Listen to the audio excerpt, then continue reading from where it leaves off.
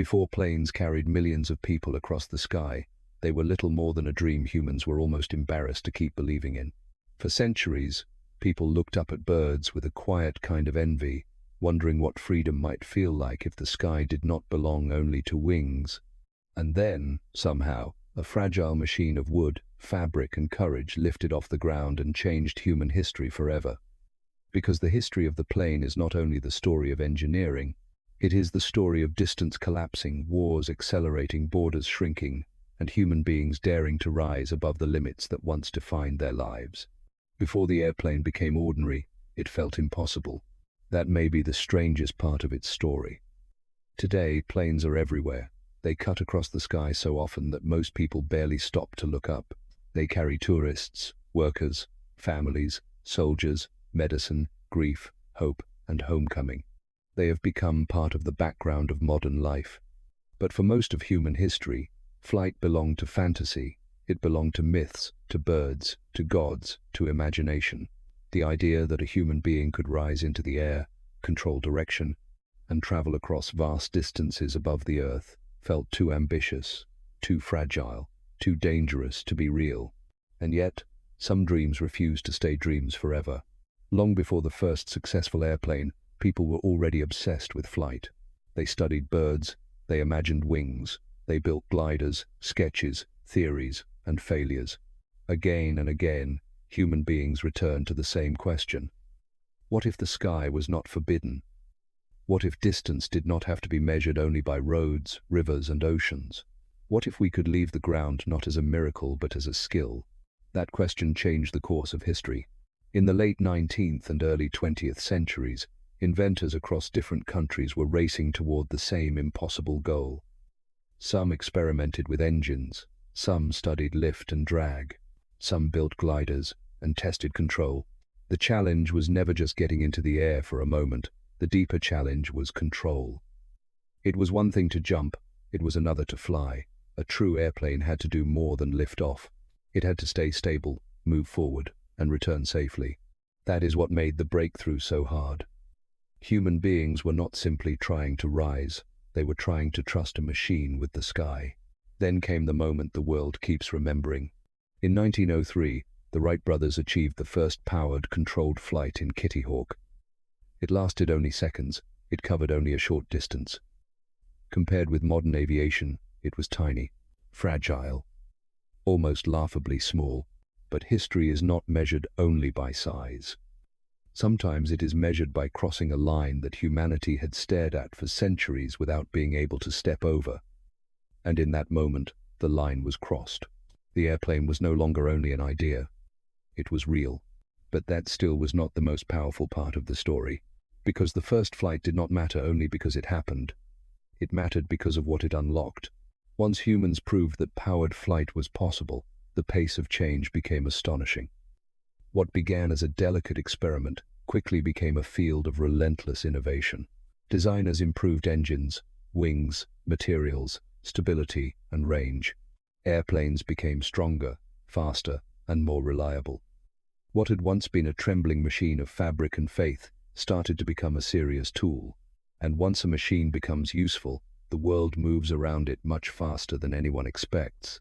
That was the first great transformation of the airplane.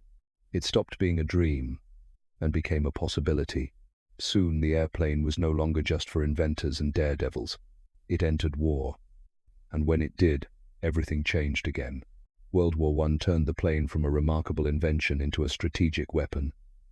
At first, aircraft were used mainly for reconnaissance, for seeing from above what armies on the ground could not see for themselves. That alone was revolutionary. For the first time, war had a new eye in the sky. But it did not stop there. Planes were armed, dogfights began, bombing emerged. Speed, height, and control became matters of survival. What had once represented wonder was now entangled with fear. This is one of the hardest truths in the history of technology. Some inventions spread fastest, not through peace, but through conflict. The airplane was one of them. War accelerated aviation with brutal efficiency. By the time World War II arrived, aircraft had become central to military power. Fighters, bombers, transport planes, radar coordination, long-range missions, airborne troops. The sky was no longer empty space. It had become territory. Nations fought not just on land and sea, but above the clouds. Planes could now carry destruction farther and faster than the world had ever seen. Cities that once felt protected by distance learned that distance no longer meant safety. And that was the darker twist in the story of flight. The dream of rising into the sky had come true. But once it came true, human beings brought all their beauty and all their violence up there with them. Still, that was not the end of the plane's meaning. Because after war, the airplane transformed again. It came home. In the years after the wars, aviation moved steadily into civilian life. Commercial airlines expanded, airports grew, routes multiplied. What had once been a dangerous experimental act slowly became a system. Meetables replaced improvisation. Tickets replaced wonder, at least on the surface. Cabin crews, runways, terminals, luggage belts, boarding gates. The world of flight became structured, repeatable, organized. But beneath that structure, the emotional power remained enormous. Because the airplane did something few inventions had ever done so completely. It changed the meaning of distance. Before planes, crossing continents or oceans often meant days, weeks, even months of travel. Journeys were not casual, they were events. Separation had weight. Leaving often meant disappearing for long stretches of life. But airplanes collapsed that weight. They made distant cities reachable. They made international business faster. They made migration more complex and more possible. They made reunions happen sooner. They changed diplomacy, trade, tourism, war, culture, and family life. They made the planet feel smaller, but human connection larger. And maybe that is where the real emotional power of the plane begins. Because airplanes do not only move bodies, they move moments. A plane carries a student leaving home for the first time. A mother rushing to see her child. A worker crossing borders for opportunity. A couple flying toward a new life. A grieving son trying to arrive before a funeral. A soldier returning. A refugee escaping. A traveler chasing wonder. The plane is never just metal and fuel. Inside it are departures, reunions, fear, longing, exhaustion, relief, and hope. Every flight is technical on the outside and deeply human on the inside. That is why airports feel so emotional, even when nobody says it aloud. They are places where people are constantly being separated from one chapter and delivered into another. But the history of the plane is not only about emotion, it is also about hierarchy, access, and change. For a long time, flying remained expensive, prestigious, and out of reach for much of the world. To board a plane once meant wealth, rarity, and status. Over time, as aviation expanded, competition increased, and air travel became more widespread, flying entered ordinary life. Not for everyone equally, of course, but enough to transform modern society. What was once elite became increasingly familiar. And that shift mattered, because when an extraordinary thing becomes ordinary, civilization changes. The airplane made global life possible in a way earlier generations could barely imagine. Fresh goods could move across continents, ideas could spread faster, businesses could operate internationally, tourists could stand in distant landscapes within hours instead of months. Families split across nations could still reach each other. The airplane did not erase borders, but it changed how people experienced them. It made the world feel less fixed, less far, less final. And yet, even now, flight never fully loses its emotional charge. Most people still feel something during takeoff.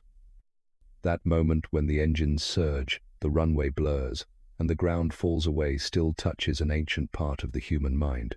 Even after more than a century of aviation, some part of us still recognizes the miracle. We were not meant to do this easily. We learned how, we built how, we trusted how. And every time a plane rises, it repeats one of humanity's boldest sentences: we refuse to stay limited by the ground. But there is another side to the story now. As the world changes, aviation faces new questions. Environmental pressure, fuel costs, safety systems, global inequality, changing technology, automation, and the future of cleaner flight all shape the next chapter. The plane is no longer simply a triumph, it is also a responsibility. Humanity must now ask not only how to fly farther, but how to fly wiser. That tension defines the present moment of aviation. Progress is no longer only about speed. It is about consequence.